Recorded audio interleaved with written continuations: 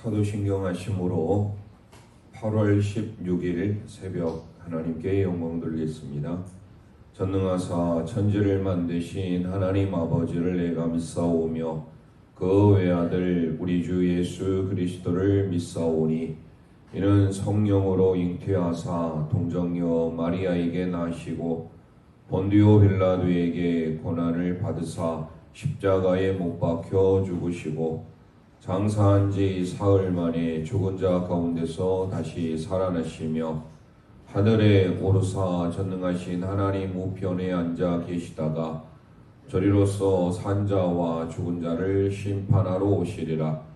성령을 믿사오며 거룩한 공예와 성도가 서로 교통하는 것과 죄를 사하여 주시는 것과 몸이 다시 사는 것과 영원히 사는 것을 믿사옵나이다. 아멘. 찬송 드리겠습니다. 401장입니다.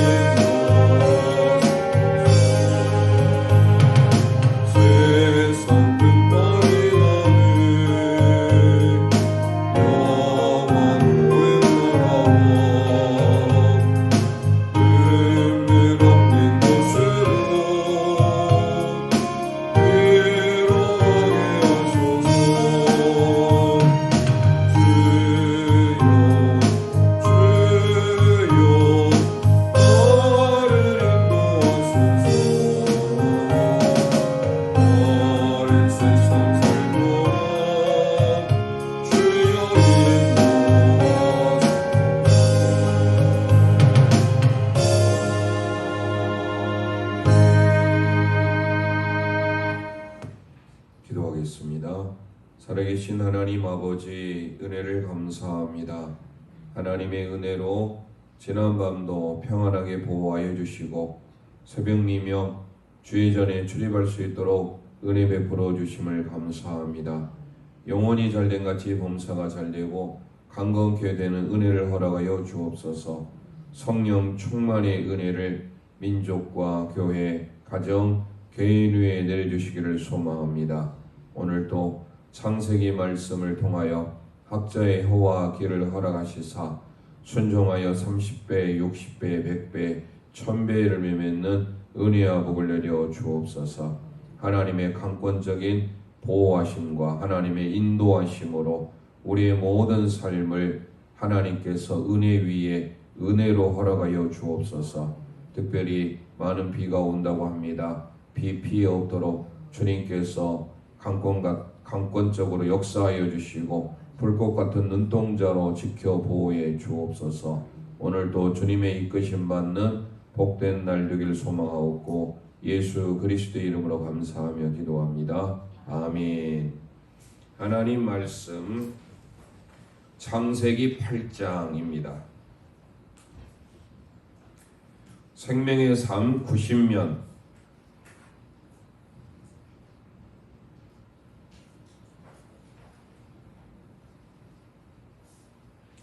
찾았으면 말씀의 제목 함께 선포합니다. 물로 멸한 부패한 세상, 새 생명이 움트는 세상. 아멘. 8월 15일 어제 거와 오늘 거 함께 진행하겠습니다. 하나님의 대홍수의 심판이 기록이 되었던 이 7장과 달리 8장에는 대홍수의 심판이 이제 끝을 맺게 되고 하나님께서 다시 새로운 창조, 노아를 통하여서 새로운 세상을 회복시키는 의미로 우리에게 또 구원의 의미를 허락해 주십니다. 우리가 컴퓨터나 여러 가지 좋은 기계를 쓰다 보면 잘못됐을 때 그것을 다시 리셋하는 경우가 있지요. 그러면 처음 상태로 되돌려주는 게 바로 리셋의 기능인데요. 오늘 홍수의 심판은 하나님의 이 세상에 호흡하는 모든 생물들, 어제 말씀드린 바와 같이 가장 높은 산 봉우리에서부터 시작해서 약 7m 정도 더 높은 곳에 물이 쌓이게 차게 될 정도로 세상은 다 물로 덮이게 됩니다. 그런 물 심판이 있고 난 이후에 오늘 노아를 통하여서 기억하실 것은 특별히 하나님의 은혜가 그의 가정 가운데 임하게 되었던 것은 우리는 하나님이 기억하셨다. 성경에 보면 늘 하나님이 우리를 기억하셨다라는 표현이 나오죠. 그게 이제 히브리어로 자카르라는 단어를 쓰는데요. 하나님이 우리를 기억해 주시면 우리의 모든 삶은 다시 회복될 뿐만 아니라 하나님의 놀라운 은혜 위에 은혜를 경험하게 됩니다. 그 본문을 오늘 우리는 이제 살펴보게 됩니다.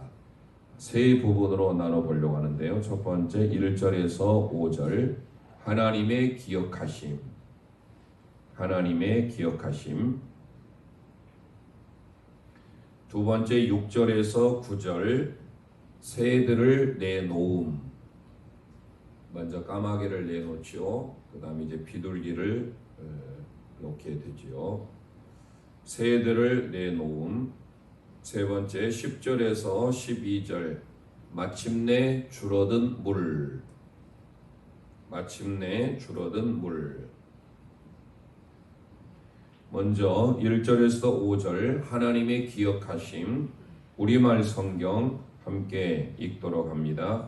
하나님께서 노아와 그와 함께 방주 안에 있던 모든 들짐승과 가축을 기억하시고 땅에 바람을 보내시니 물이 줄어들었습니다.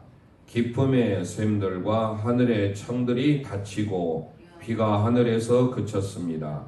물이 땅에서 점점 줄어들어서 150일 후에는 물이 많이 빠졌습니다. 방주가 7째 달 곧 그 달 17일에 아라랏산에 머물게 됐습니다.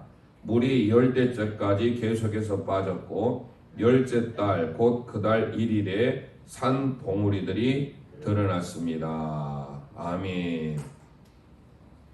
1절에서 5절은 40일 동안 비가 내리고 난 이후에 산에 물이 다 가득하게 되었고 15규빗이나 더 높게 창일했던 그 물, 하나님께서 150일 이후의 상황을 지금 보도하고 있는데요. 어떻게 해서 물이 감하게 되었는지를 1절에서 소개하고 있는데요. 중요한 단어가 나옵니다. 하나님께서 너와 그와 함께 방주 안에 있던 모든 들짐승과 가축을 기억하시고, 밑줄 할까요? 하나님은 노아와 방주 안에 있던 동물들을 기억하시고, 자카르, 기억하실 뿐만 아니라 어떻게 하셨습니까? 뒤에 보면 땅에 뭐를 보냈어요? 바람을 보내셨다. 바람의 밑줄일까요? 루아흐라고 하는데요. 이 하나님의 영, 하나님의 영이 깊은 창세기 1장 2절에 보면 수면 위에 운영하셨다라고 할 때 그 루하흐라는 단어를 씁니다. 그러니까 바람의 의미도 있지만 하나님의 영 의미를 담고 있습니다. 물이 줄어들게 된 거, 밤새도록 우리 홍해 사건을 우리는 기억합니다. 홍해를 건널 때도 하나님께서 밤새도록 동풍을 불게 하셔서 그 좌우에 벽이 생기게 하였고 결국은 이스라엘 백성은 마른 땅처럼 건너게 되었죠. 하나님의 바람은 놀랍습니다.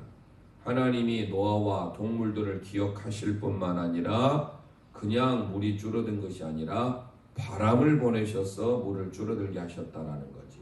그러니까 하나님의 바람이라고 불리우는 이 루아흐는요, 어떤 곳에서는 영, 하나님의 영이라고 번역됩니다. 그런 의미에서 보면 여기에서 하나님의 영이, 하나님의 숨결이 작용함으로써 이제 물이 감해지게 되는데요.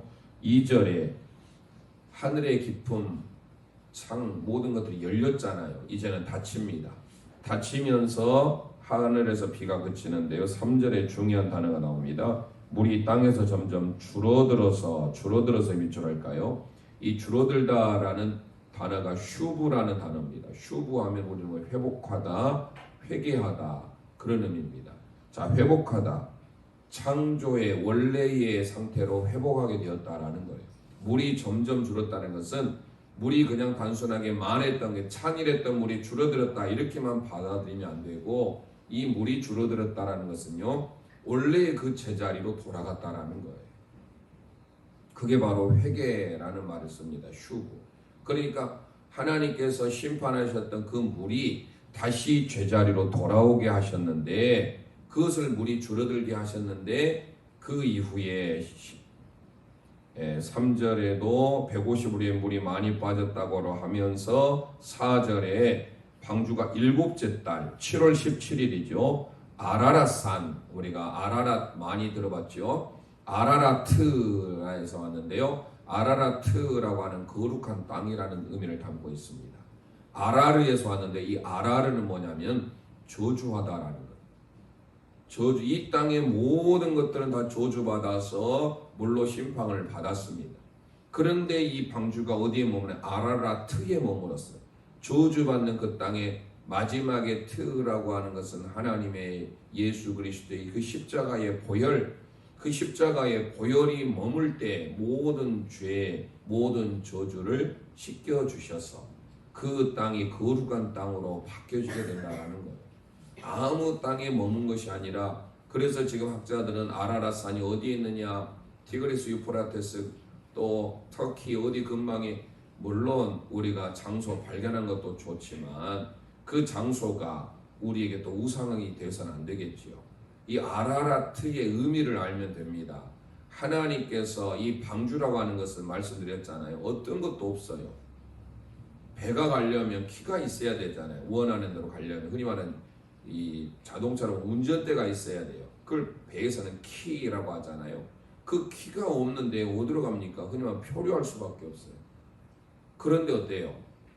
키가 없다라고 하는 것은 절대적으로 하나님만을 의지해야 되고, 하나님께서 그 방주를 주도권을 가지고 이끌어 가시겠다라는 거 아닙니까? 우리의 삶에 하나님께서 모든 것들을 주도하시고 방향을 이끄신 대로 가야지, 하나님 안에 머물러 있지 않으면, 방주 안에 머물러 있지 않으면 우리는 죽을 수밖에 없는 존재예요. 그러면서 하나님께서 7월 17일에 아라랏산에 머물게 하셨을 뿐만 아니라 그 뒤에 5절에 보면 10월 열째 달이죠. 10월 1일에는 산봉우리가 이제 보이게 되었습니다. 이 모든 것들은 산봉우리가 보이지 않을 정도가 아니라 그보다 7m 이상이 물이 창일했으니까, 여러분 이 세상이 완전히 물심판으로 얼마나 하나님의 끔찍한 심판이었습니까? 그런데 하나님께서 물을 점점 강하게 하시더니 산봉우리가 보일 정도로 이제 드러나게 된 것이지요. 이 모든 것은 1절이 핵심 단어예요. 하나님이 노아와 그의 가족 그리고 동물들을 기억하셔서, 자카르, 하나님의 은혜를 베풀어 주셨고 하나님이 바람을 불게 하셔서 하나님의 영을 보내셔서, 그러니까 여기에서 하나님이 기억하시고 하나님이 바람을 보내신 것은 다 하나님의 은혜, 그리고 하나님과의 친밀한 관계를 묘사할 때 쓰여지는 단어가 기억하다, 그리고 하나님의 영을 보냈다라는 의미로 우리는 받으셔야 된다라는 겁니다. 자, 드디어 이제 무서운 심판이 하나님이 하나하나 회복해져 가게 됐는데요. 두 번째, 우리가 6절에서 9절 말씀 세대를 내놓음 우리 함께 읽도록 하겠습니다. 40일 후에 노아는 자신이 만든 방주의 창문을 열었습니다. 그가 까마귀를 내보내니 그 까마귀는 물이 땅에서 마를 때까지 날아다녔습니다. 노아가 이번에는 물이 땅에서 줄어들었는지를 알아보기 위해 비둘기를 내보냈습니다. 그러나 물이 아직 온 땅에 있었기 때문에 비둘기가 앉을 곳을 찾지 못해 방주에 있는 노아에게로 돌아왔습니다. 노아는 손을 내밀어 비둘기를 받아 방주 안으로 들였습니다. 아멘. 물이 감한 여부를 알아보기 위하여서 먼저 까마귀를 내보냅니다. 방주를 만들기 전에 모든 것들을 하나님이 세세하게 치수까지 어떻게 알아라고 제시해 주셨잖아요. 홍수 후에 우리가 하나님을 기다린다고 해서 단순히 수동적으로만 기다리는 게 아니에요. 이제 물이 감화해서 산봉우리가 보이니까 노아가 해야 될 게 뭡니까? 하나님의 기다림과 동시에 적극적으로 능동적으로 해야 될 일이 있어요. 물이 감한 여부를 보기 위해서 먼저 까마귀를 보냅니다. 까마귀를 보냈는데 지면이 마르지 않아서, 또 지면이 아직까지 감하지 않았기 때문에 까마귀는 그냥 계속 왕래만 하고 돌아오질 않습니다. 그런 다음에 비둘기를 보내게 되죠. 근데 이 비둘기를 내어 보내니까 비둘기 또한 마찬가지입니다. 그 지금의 상황을 봤더니 여전히 비둘기가 앉을 만한 곳이 없어요. 근데 이 비둘기는 다시 돌아와요. 비둘기 이 히브리어가 요나입니다. 요나. 그래서 히브리어 요나라고 기록되는데, 우리 저 먼 훗날 니느웨를 심판을 하겠던 요나 나오잖아요. 그 요나가 비둘기라는 뜻이에요. 그러니까 여기서 나온 이 비둘기가 히브리어로 요나라고 기록이 되어 있습니다. 자, 하나님께서 땅을 회복시켜 주실 때 여러분 생각해 보세요. 우리 최근에 지난주에 중부지방을 강타했던 이 비로 인하여서 서울, 특히 저지대, 동작구를 위시해서 웬만한 데는 피해가 엄청 있었죠. 그래서 실종되신 분들 포함해서 수많은 사람들이 목숨을 잃게 됐는데 어떻게 됩니까? 물이 감해야 되는데 계속 늘어나는 거예요. 반지하에 사는 사람은 순식간에 1, 2분 안에 벌써 물이 차오를 정도 피할 겨를이 없어요.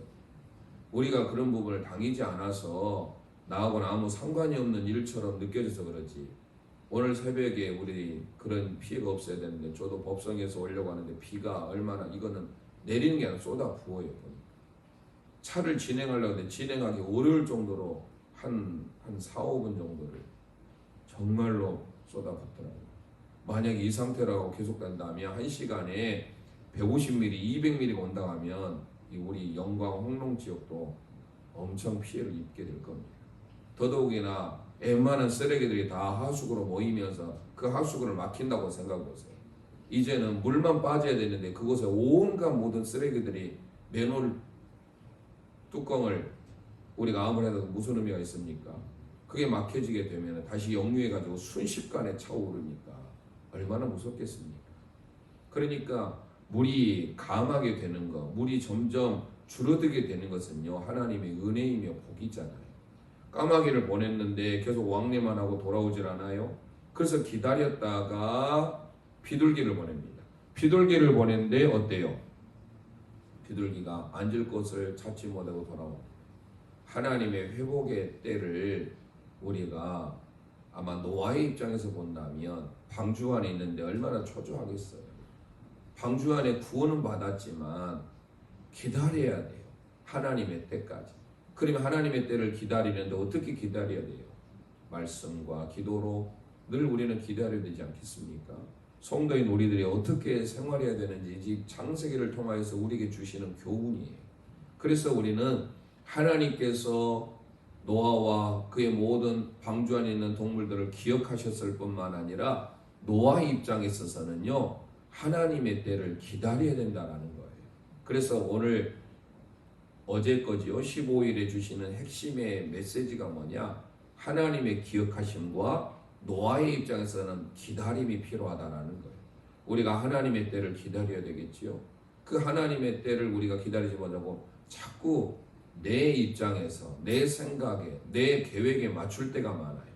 우리가 기도를 할 때도 보면 하나님의 뜻이 하늘에서 이루어진 것처럼 땅에서도 이루어지기를 기도한다라고 고백하면서도 자꾸 내 기도만 하고 그냥 가버리는 거예요. 기도는 하나님과의 대화라고 하잖아요. 하나님을 향하여서 요청하는 거예요. 프로스코마이, 프로스 향하여, 하나님을 향하여, 유코마이, 하나님과 대화하고 하나님과 이야기 나누는 거. 이게 바로 기도예요. 자, 그런 이후에 10절에서 12절, 마침내 이제 물이 줄어들죠. 마침내 줄어든 물, 우리말 성경 10절부터 12절 읽습니다. 노아가 7일을 더 기다려 비둘기를 방주에서 다시 내보냈습니다. 그 비둘기가 밤이 되자 그에게 돌아왔는데 그 부리에 새로 딴 올리브 나무 잎을 물고 있었습니다. 그래서 노아는 물이 땅에서 빠진 것을 알게 됐습니다. 그가 다시 7일을 기다렸다가 비둘기를 내보냈는데 비둘기는 다시 돌아오지 않았습니다. 아멘. 자, 7일이 나옵니다. 비둘기가 먼저 까마귀를 보내고 까마귀는 왕래만 하고 돌아오질 않아요. 그래서 하나님께서 노아를 통하여 이제 7일을 기다리게 하시죠. 비둘기가 처음에는 앉을 것을 찾지 못해서 돌아왔어요. 7일을 기다렸다는 7일은 하나님의 창조의 수잖아요. 우리가 7일 창조, 6일 동안 창조하시고 난 다음에 창세기 1장을 기억해 보세요. 그 다음에 2장의 3절 말씀까지 안식하며 하나님의 쉼, 누아흐, 이 쉬었다, 안식까지 갈 때가 7일 창조, 온전한 삶에 하나님의 창조는 7일이죠. 그래서 쉬었다라는 게 누아흐라는 단어에서 나온 게 바로 쉼, 안식이라는 의미의 누아흐가 나중에 노아라는 뜻이에요. 노아가 그래서 쉼, 안식이라는 뜻인데 7일을 채우고 난 다음에 7일을 기다려서 10절에 기다려라는 말이 있죠. 우리가 인내하며 기다려야 되는 삶이 필요하다는 것을 가르쳐 줍니다. 그러면서 두 번째로 비둘기를 보냈어요. 보냈는데 7일을 기다리고 난 다음에 비둘기를 보냈는데 그의 입에, 새는 불이라고 하죠. 그의 부리에 감람 잎사귀, 감람새, 이거를 올리브 나무 잎이라고 했죠. 새로운, 이제 모든 게 다 이제 어떻게 됩니까? 다 물에 잠겼기 때문에 뭐 동물뿐만 아니라 식물의 모든 것들도 다 죽었다고 봐야 되겠죠. 그러면서 물이 점점 감해지면서 비둘기가 두 번째로 갔다 오면서 그의 부리에 감람나무 잎, 올리브 나무, 올리브 추리, 올리브 나무를 물고 오게 됩니다. 이 올리브 나무를 입게 되면 이 올리브, 감람, 이 성경에 많이 등장하죠. 감람나무, 올리브 기름. 뭐 이 부분에 대해서 또 설명을 하다 보면 시간이 또 오버되니까 간단하게 말씀을 드리면 감람나무, 올리브 나무는 이스라엘을 상징하는 나무입니다. 그런데 이 의미는 승리와 평화의 의미를 담고 있어요. 우리가 그 UN 세계 국제 연합 기구 보면 UN의 그 깃발에 여러분들 유심히 보시면 나뭇잎이 그려져 있는 것을 보게 될 겁니다. 그게 올리브 나무 잎이에요. 이게 뭐냐? 세계는 평화, 이 평화의 상징이에요. 그러니까 다시 하나님께서 승리의 삶으로, 평화의 삶으로 보여주겠다라는 그 징표로 두 번째 비둘기가 7일을 기다려서 돌아왔을 때 감람나무 잎, 올리브 나무 잎을 물고 오게 된 겁니다. 그러고 난 다음에 다시 또 7일을 기다려요. 이 7일을 기다리는 것은 그만큼 하나님 앞에 우리는 믿음 안에서, 말씀 안에서 하나님의 회복, 창조의 회복의 기간. 그러니까 우리 입장에서는 항상 뭐예요?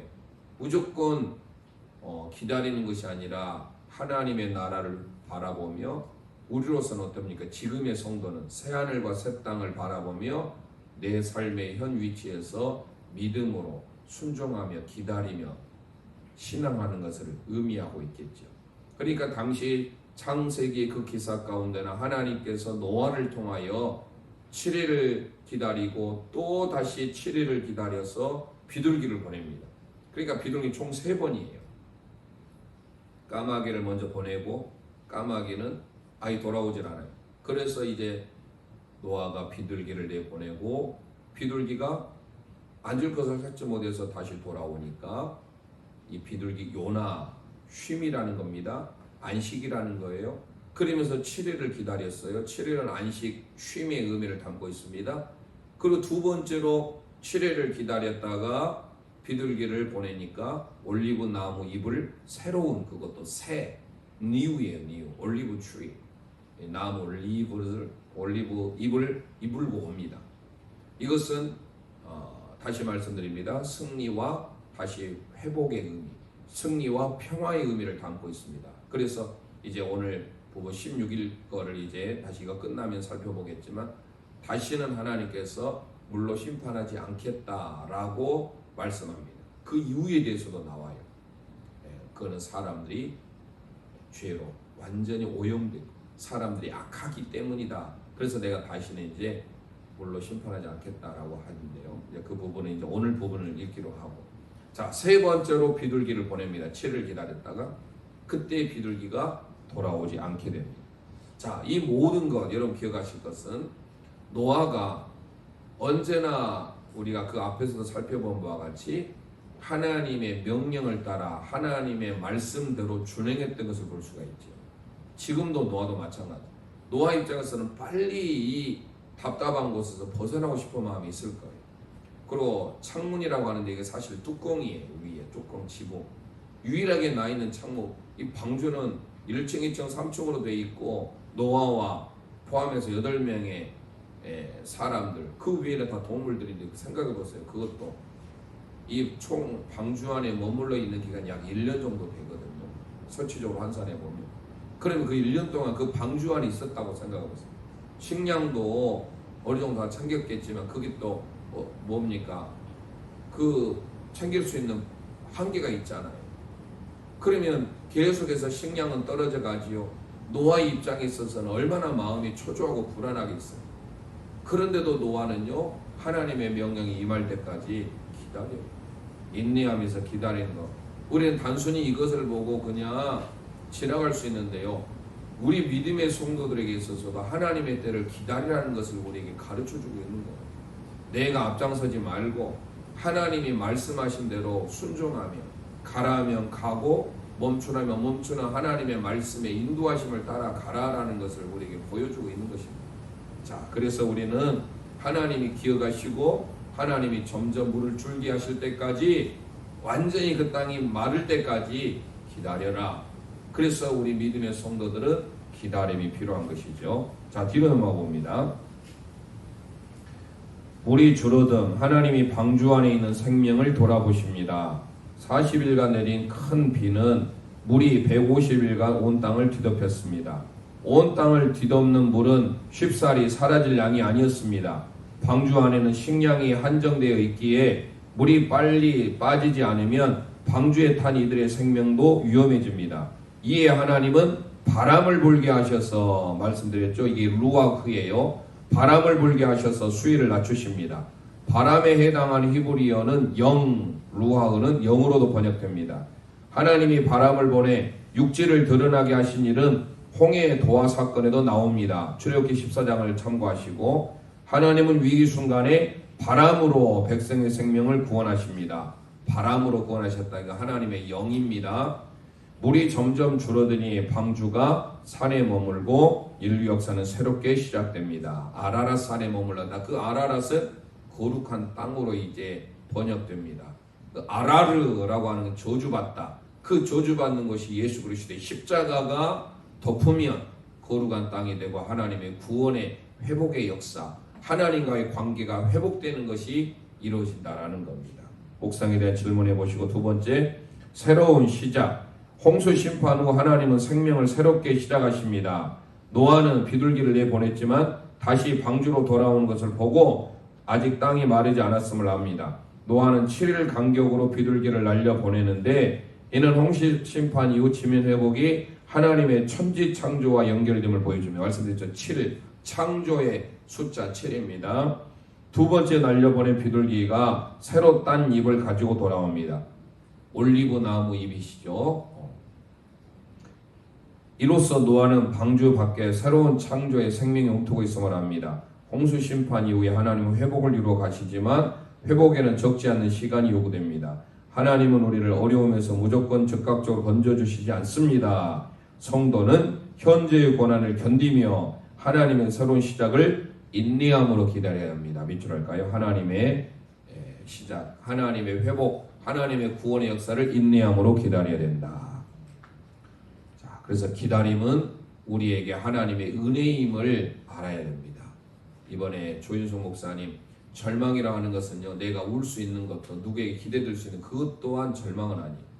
아무것도 없을 때, 어떠한 것도 우리가 통곡할 수 없을 그런 것까지는 다 포함해서 그야말로 그게 절망이지.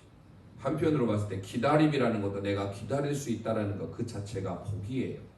우리에게는 더디고 뭔가 진행되지 않으니까 답답할 수 있어도요, 기다림이라는 것은 하나님의 놀라운 은혜임을 기억하시고 기다림 가운데 하나님의 뜻을 우리가 발견해야 되겠죠. 자, 오늘 거 봅니다. 16일 생명의 삶 94면 은혜로 다시 시작되는 새 인류. 자, 홍수 심판이 이제 마무리되게 되면서 이제 노아의 언약이 9장에 이루어지게 됩니다. 물론 홍수의 뒷이야기가 나오게 되지만 홍수의 심판은 이제 오늘 8장 오늘 부분에서 다 끝맺음을 하게 되죠. 긴 기다림 끝에 하나님의 은혜가 임하게 되죠. 드디어 노아의 일행이 방주로 나오게 돼요. 방주로 나오는 거 우리는 당연히 생각하는 게 은혜입니다. 하나님께서 방주의 문을 닫으셨잖아요. 그리고 이 하나님께서 노아와 그리고 이 세상의 모든 것들을 뒤로 하고 그 사이에서 하나님께서 역사하셨다라고 말씀드렸죠. 6장을 통하여. 자, 그런 후에 이제 마지막 8장 13절에서 22절인데요. 세 부분으로 나눕니다. 첫 번째 13절 14절 물이 거치고 땅이 마름. 물이 거치고 땅이 마름. 물이 언제 거쳤는지에 대해서 정확히 소개를 하지요. 노아 600세 되던 해에 2월 17일 날 홍수가 나기 시작합니다. 그러니까 약 1년의 세월이에요. 601년 1월 1일이라고 하네요. 모든 것의 시작을 보면 참 1월 1일입니다. 좀 이따 설명을 드리기로 하고, 두 번째 15절에서 19절 방주에서 나가라는 명령. 드디어 이제 하나님의 명령이 임합니다. 그때 노아가 움직여요. 방주에서 나가라는 명령. 세 번째 20절에서 22절 말씀입니다.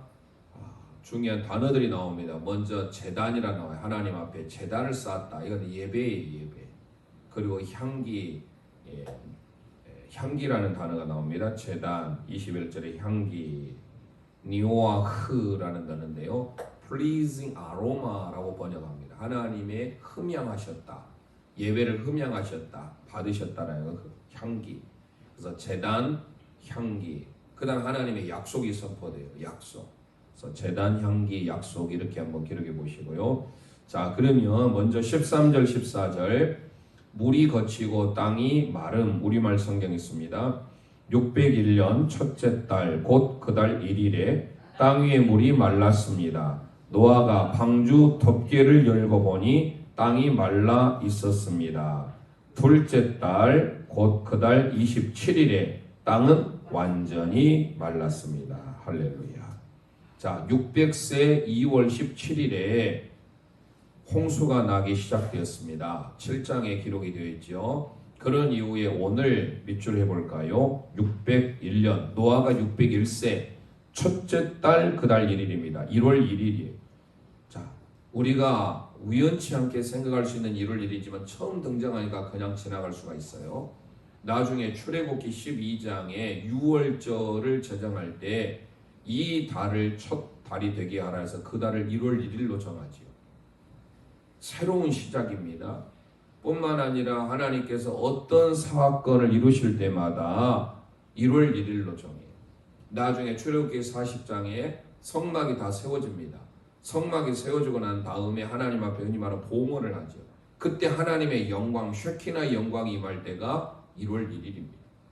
그러니까 노아 601년 1월 1일이라는 것은 하나님의 창조의 시작, 새로운 창조를 우리에게 가르쳐주고 있는 것입니다. 그런데 13절에 놀라운 단어가 나와요. 노아가 방주 뭐를 열어봤다겠습니까? 덮개라고 했죠. 메크쉐라고 하는 단어입니다. 미크쉐라고 하는 단어는요, 성막의 덮개를 말합니다. 방주의 뚜껑과 성막의 덮개가 동일한 히브리어 미크쉐입니다. 그러니까 어떤 혹자는 이 방주를 뭐와 똑같이 동일하게 보냐면 성막과 동일하게 봐요. 성막은 하나님의 임하신 장소잖아요. 방주 안에 머물렀다라는 것은 하나님의 거룩한, 하나님의 택한 백성들을 그곳에 불러주셨잖아요. 이 방주는요, 말씀드렸잖아요, 모세의 갈대 상자와 동일한 단어를 쓰고 있습니다. 얼마나 놀라운지, 하나님께서 세상의 물이 침범하지 못하도록 안과 밖에 전부 다 역청 코페르를 발라주셨어요. 이 코페르라고 하는 것은요, 몸값이에요. 속전이에요. 예수 그리스도의 몸값으로 저와 여러분이 구원을 받았고, 그리고 하나님의 거룩한 자녀로 부름받기 위하여 저와 여러분을 하나님의 구약으로 본 성막으로 우리를 이끌으시는 거예요.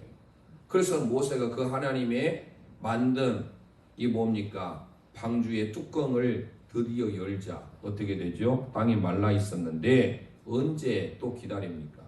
6월 1일에 땅이 말랐다는데 완전히 마를 때가 14절 보세요. 둘째 달 그 달 27일에. 그러니까 1월 1일 기점했을 때 몇지? 30일, 20일, 57일, 약 2달 정도를 또 그 안에서 기다려야 되는 거예요. 그 안에도 방주에서 지금 2월 17일에 비가 나기 시작해서 지금 1월 1일이니까 약 11개월을 방주 속에 머물러 있었잖아요. 빨리 나가고 싶은 마음이 노아에게는 누구보다 있었을 거예요.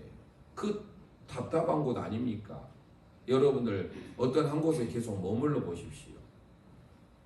그러면 답답해서 살 수 있겠어요? 우리가 집이 아무리 편하다 하지만 집에서 나가지 않고 계속 1년 동안 갇혀 이게 사람이요, 햇빛을 안 보면요 우울증이 생깁니다. 자꾸 햇빛을 봐야 되는 게 바로 뭐예요? 우울증 있는 사람들은 자꾸 어두운 곳으로 가려고 갇혀 있는 곳에만 있다.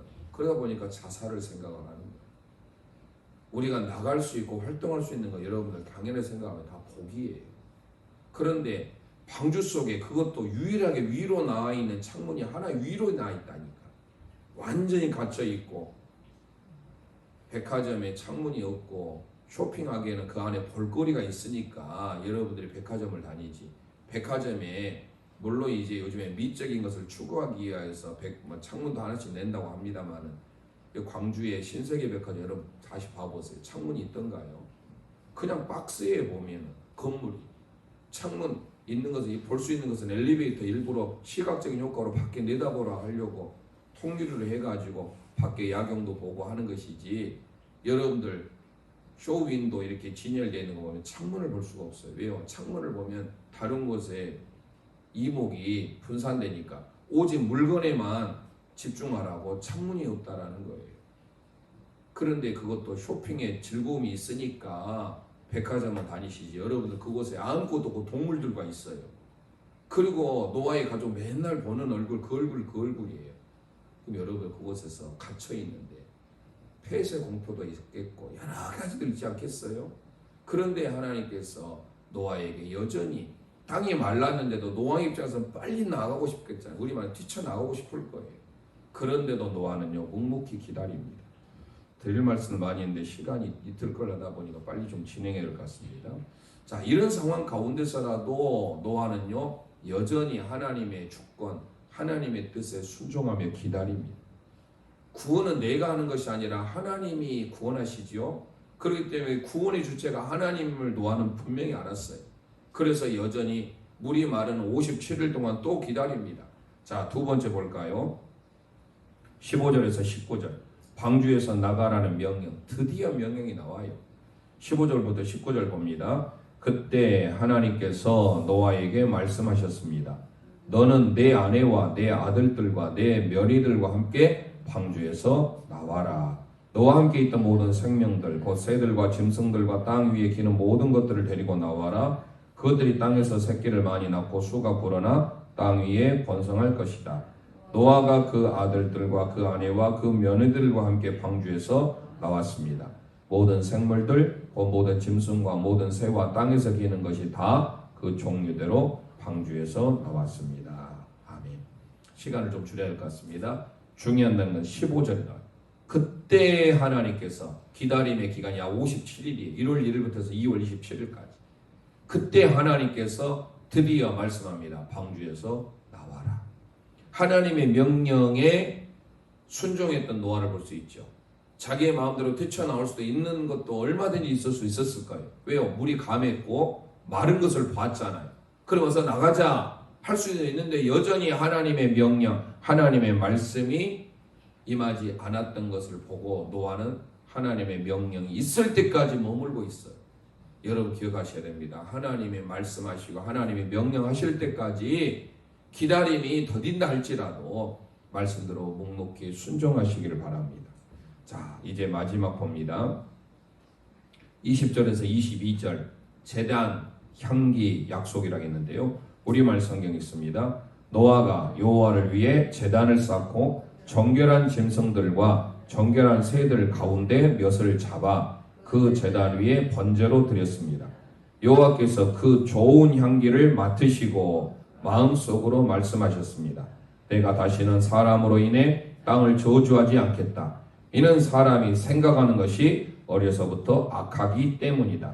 내가 전에 했던 것처럼 다시는 모든 생물을 멸망시키지 않을 것이다. 땅이 존재하는 한 씨 뿌리는 것과 추수하는 것과 추위와 더위와 여름과 겨울과 낮과 밤이 그치지 않을 것이다. 아멘. 자, 노아가 하나님의 명령을 따라 방주에서 나오자마자 가장 먼저 뭐를 했어요? 예배를 드렸어요. 여러분 여기에 우리는 잊지 마셔야 됩니다. 20절 여호와를 위해 제단을 쌓았습니다. 그리고 정결한 짐승을 취했잖아요. 새 7쌍씩을 취하라고 했잖아요. 그것은 바로 뭐예요? 하나님께 제사의 용도예요. 정결한 동물, 정결한 새를 취해서 번제, 올라 모든 것을 다 태워드려요. 하나님 앞에 먼저 예배할 때, 감사의 예배를 드릴 때 하나님은 우리의 모든 삶을 흠양하시고 하나님이 우리를 복 주신다는 것을 기억하셔야 됩니다. 우리 성도로서의 먼저 해야 될 게 뭐예요? 예배자예요. 하나님 앞에 바른 예배. 노아가 하나님 앞에 그런 제단을 먼저 쌓습니다. 그리고 21절에 좋은 향기 밑줄 할까요? 밑에 영어성에 보니까 The pleasing aroma, 만족의 기쁨의 향기예요. 자, 아로마 향기 맡으면 어때요 여러분들? 좋잖아요. 우리에게 치유의 은혜가 있어요. 자, 하나님께서 그 좋은 향기 예배를 드리니까 하나님은 그 예배를 좋은 향기로 맡으셨다. 이게 바로 흠양하셨다라는 것. 니오하흐라고 하는 것은요, 하나님의 기쁨이 되고 하나님의 만족을 주는 향기가 되었다라는 것. 저와 여러분 드리는 이 예배가 하나님의 기쁨이 되고 만족이 되는 예배가 되기를 소망합니다. 하나님이 흠양하시는. 그래서 하나님이 드디어 약속해요. 어떤 약속? 내가 다시는 물로 심판하지 않겠다. 왜요? 사람이 악한 것을 이제 얼마나 악한지 더 이상 내가 너희들 심판해 봐야 하나님의 은혜가 이제 드디어 나오게 되는 것이죠. 더 이상은 물로 심판하지 않겠다라고 하면서 오늘 말씀을 마치게 됩니다. 오늘 노아를 통하여 하나님의 말씀에 철저한 순종, 철저한 기다림 우리가 본받을 하나의 제목이 됩니다. 그리고 무엇보다 노아는 먼저 하나님께 예배하였다. 이 홍수의 끝과 마무리가 어땠는지를 우리가 기억하시기를 바랍니다. 뒤로 넘어가 봅니다. 하나님 말씀을 기다림. 방주는 기다림의 장소입니다. 밑줄 할까요? 이 방주의 뚜껑, 미크쉐라고 하는 것은 성막의 뚜껑이에요. 성막의 덮개와 똑같다겠습니다. 그래서 우리는 이 방주, 하나님을 예배하는 장소, 구약의 성막과 같다. 첫째 날 1일에 물이 말랐는데 이는 홍수 사건 이후가 새로운 시작임을 말해줍니다. 새로운 시작 몇 줄 할까요? 1월 1일 모든 것의 시작이에요. 6월절도 모든 것의 시작이죠. 성막도 시작이죠. 다 그때 1월 1일입니다. 하나님은 홍수 심판 이전의 죄를 기억하지 않으십니다. 노아는 지면에 물이 마른 것을 보았지만 방주에서 임의로 나오지 않고 하나님 말씀을 기다립니다. 밑줄 할까요? 하나님 말씀을 기다립니다. 하나님은 둘째 달 27일에 땅이 완전히 마른 후에야 방주에서 나오라고 명하십니다. 노아는 1년 넘게 방주 안에 있었음에도 방주에서 나오기를 서두르지 않습니다. 하나님의 말씀이 임한 후에, 말씀하신 후에야 비로소 움직입니다. 우리가 원하는 간절한 때와 하나님의 계획의 때가 다를 수 있습니다. 하나님의 때를 기다릴 줄 아는 성도가 되어야 합니다. 아멘. 밑줄 할까요? 자, 600년 2월 17일 날 홍수가 나서 드디어 세상의 모든 것들을 심판하시죠. 그러면서 이제 601년 2월 27일에 비로소 나와. 1년이 좀 넘잖아요. 그때까지 기다리는 거. 묵상에 대한 질문해 보시고, 두 번째, 하나님의 용서 의지. 방주에서 나온 노아는 하나님께 번제를 드립니다. 번제를 받으신 하나님은 내가 다시는 사람으로 인해 땅을 저주하지 않겠다라고 선언하시며 사람이 생각하는 것이 어리석다 악하기 때문이라고 이유를 덧붙이십니다. 하나님이 홍수 심판을 내리신 이유는 사람이 그 마음에 품는 생각이 항상 악한 것만을 보셨기 때문입니다. 그러나 홍수 심판 전에 분노하신 것과 달리 하나님은 은혜로운 용서 의지를 선언하십니다. 하나님의 용서가 사람의 회개보다 앞섭니다. 왜 그럴까요? 우리가 아무리 회개해도 하나님이 먼저 우리를 용서해야 하나님이 우리의 모든 회개를 받으신다. 성도의 회개는 하나님의 용서에 대한 반응입니다. 홍수 심판 후에 하나님의 시간이 새롭게 시작됩니다. 그리고 이 땅의 씨뿌림, 추수, 추위와 더위, 여름과 겨울, 낮과 밤이 쉬지 않고 이어집니다. 하나님의 은혜를 기억하시며 오늘 이틀 걸 하다 보니 좀 말씀이 길었는데요. 오늘 기도를 좀 짧게 하시더라도 우리가 다시금 생각하면서 하나님의 뭐였습니까? 자, 가르 기억하심을 기억하고요.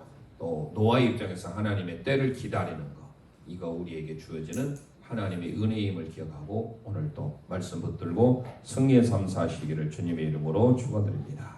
기도하겠습니다. 살아계신 하나님 아버지, 은혜를 감사합니다. 홍수 심판 후에 하나님께서 하나님의 약속을 허락하여 주시고 하나님의 때를 기다렸던 노아에게 하나님의 은혜를 선포해 주셨습니다. 노아가 홍수 끝난 후에 가장 먼저 하나님 앞에 예배를 드렸습니다. 우리 모든 제일령 가족들 위해 하나님께서 허락하신 은혜, 노아에게 허락하셨던 그 은혜를 우리에게도 허락해 주옵소서. 새벽에 도우시는 하나님, 간절히 않을 때 하나님의 때 가장 좋은 곳으로 응답해 주실 줄 믿사오고 예수 그리스도의 이름으로 감사하며 기도합니다. 아멘. 하늘에 계신 우리 아버지여, 이름이 거룩히 여김을 받으시오며 나라의 임하옵시며 뜻이 하늘에서 이룬 것 같이 땅에서도 이루어지이다. 오늘날 우리에게 일용할 양식을 주옵시고 우리가 우리에게 죄진 자를 사하여 준 것 같이 우리 죄를 사하여 주옵시고 우리를 시험에 들게 하지 마옵시고 다만 악에서 구하옵소서. 대개 나라와 권세와 영광이 아버지께 영원히 있사옵나이다. 아멘. 주신 말씀 기억하셔서 주여 세 번 하나님 앞에 간절히 부르짖고 기도하시고 돌아가시겠습니다. 주여